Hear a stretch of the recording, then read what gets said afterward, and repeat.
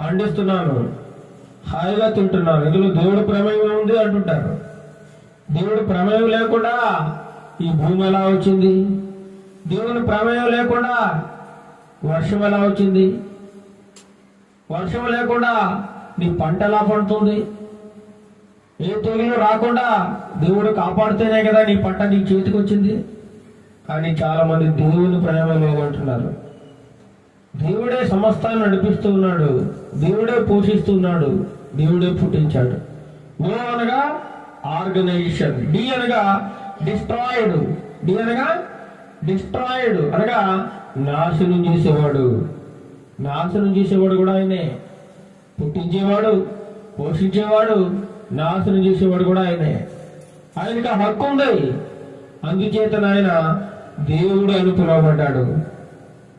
ఆయన ప్రజలము